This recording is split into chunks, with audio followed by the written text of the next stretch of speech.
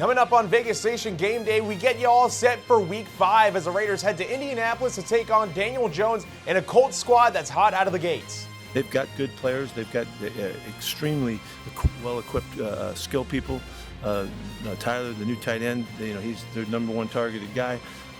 The tailback is elite, and so it's been a tremendous connection between, let's say, Shane and Daniel, to get him to play at this high level so early in his time with them. The Silver and Black looking for win number 2 on the season. Vegas Nation Game Day starts right now. Powered by the Las Vegas Review-Journal, this is Vegas Nation Game Day. Presented by D&R House of Diamonds, making luxury affordable. Located in the One Summerlin building in downtown Summerlin. Hello, welcome into Vegas Nation Game Day for week number 5. I'm your host, Dominic Lavoie. So it's a big week here for the Raiders. They're going on the road to take on one of the surprise teams in the NFL this year, the Indianapolis Colts. Now, Indy is led by quarterback Daniel Jones, and he has weapons galore, but there is some interesting news out of Indianapolis this week. Xavien Howard decides to hang it up. The Colts place him on the reserve retired list this week after their 27-20 loss to the Rams, in which he had a season-high 6 tackles in the game, but for the season, he totaled 11 tackles. 7 of those were solo and 4 of them assisted, with 1 fumble recovery on the year. Now, in a statement posted on Instagram, he said that when he was away from football a year ago, he fell in love with taking his kids to school and essentially being a father, which led him to step away from the game. Now, Raiders quarterback Geno Smith mentioned Howard in his Wednesday press conference when talking about the Colts defense as a whole. They got star power. When you look up front with DeForest Buckner and Grover, I think they're 2 of the better interior guys that we're going to see all year. With Latu and Kwity Paye, 2 first-round draft picks, guys who are developing like we all are, and they show a lot of explosion on tape. So things we got to account for. Zaire Franklin, middle linebacker, 150 tackles a year. He does this thing every single year. And then we know about Cameron Bynum in the back end. 2 proven corners with Travarius Ward and Xavien Howard. So they got guys all over the place, man. All those guys are capable and can make plays. It's about how we execute, though. We're going to see good teams every single week, and we're a good team. So we got to go out there and prove it. We got to go out there and execute, prove ourselves, and I feel really, really good about it. Now, once again, that was Geno Smith talking about the Colts defense as he looks to bounce back from a 3-interception game against the Bears last week. But we're going to move on into the Colts offense. There's a lot of firepowers in a lot of places, but I'm going to focus in on the tight end position. First up, we're going to talk about Tyler Warren. The rookie out of Penn State has been making waves in the NFL, similar to what Raiders tight end Brock Bowers did in his rookie year last year. Now, through 4 games for Warren in the NFL, he's leading all tight ends in the league with 263 receiving yards, which is the most by a rookie tight end through 4 games in NFL history, according to NFL Next Gen Stats. Now, supporting Warren on the depth chart are Mo Alley Cox, Drew Ogletree, and Will Mallory. Here's Raiders defensive coordinator Patrick Graham on the Colts tight end room. They got 3 tight ends that they play with. They all have a particular skill set. Mo can block. He's really good at the point of attack. The rookie's really, really solid in terms of a pass catcher. But the thing that stands out about the whole group, their willingness to block. And I think Shane does a good job. Those guys. I have a lot of respect for their head coach who calls the game. He's a really good play caller, really good coach. So you can see that. And then outside on the perimeter, there's just a lot of speed. There's a lot of speed out there, big targets who can all catch the ball and get downfield. So it's a challenge. And now to talk some Raiders injuries. Brock Bowers missed the last 2 practices of the week on Thursday and Friday due to his knee injury, and tight end Michael Mayer was limited for the whole week due to a concussion. Now, Mayer and Bowers are each listed as questionable on Sunday, and so is defensive back Eric Stokes, who was limited all week himself with a knee injury. Now, Maxx Crosby popped up on the injury report on Thursday with a knee injury himself and was a limited participant that day. He was a full participant on Friday. And finally, the Raiders adding Brennan Jackson to injury reserve due to a foot injury and signing Alex Bachman to the active roster from the practice squad. All right, now for an outlook on this week's game from the Las Vegas perspective. Here's Raiders beat writer Vinny Bonsignore.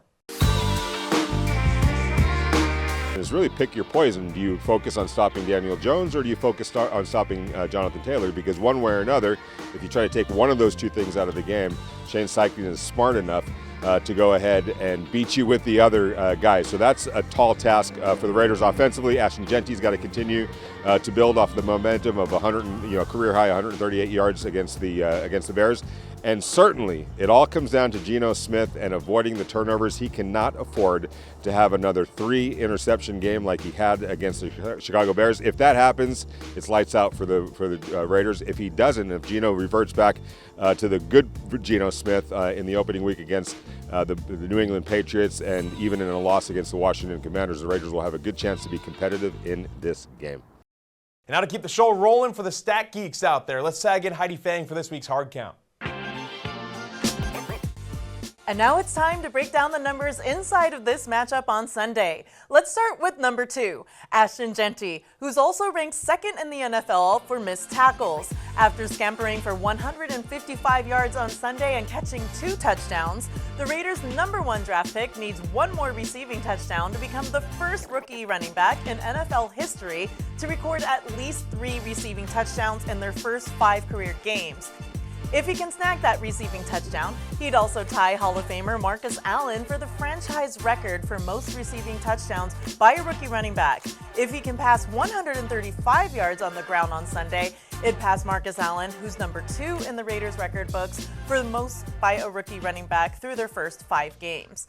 And let's focus on the number 4. The Colts have secured 4 interceptions, which is the 6th most in the NFL. The Raiders' turnover differential is set at -4, 28th in the NFL.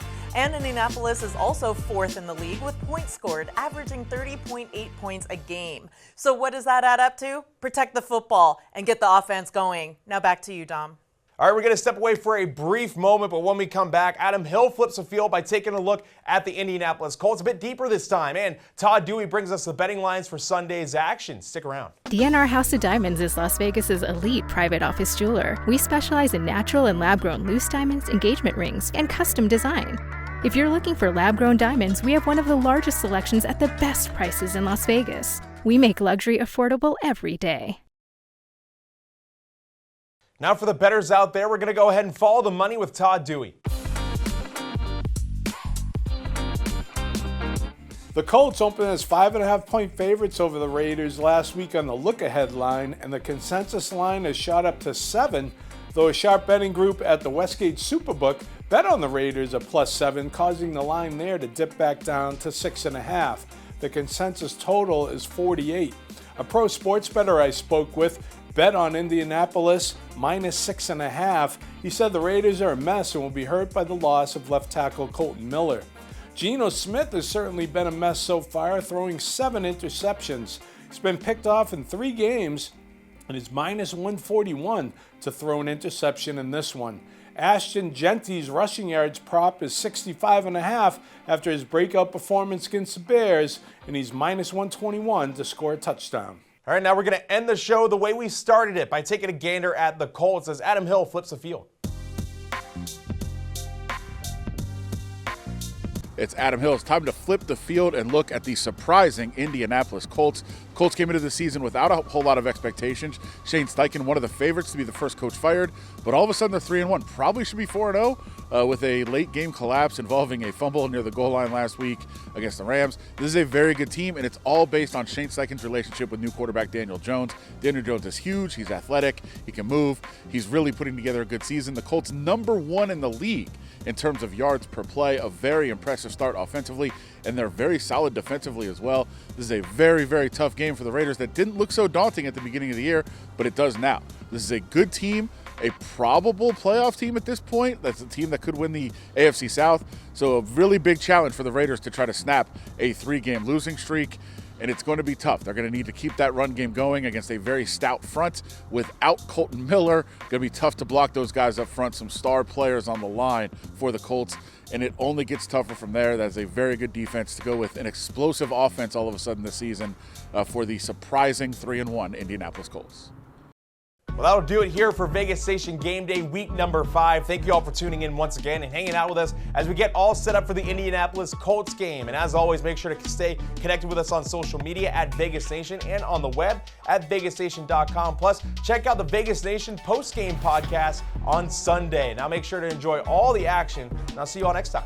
Powered by the Las Vegas Review-Journal, this is Vegas Nation Gameday. Presented by DNR House of Diamonds, making luxury affordable. Located in the One Summerlin building in downtown Summerlin.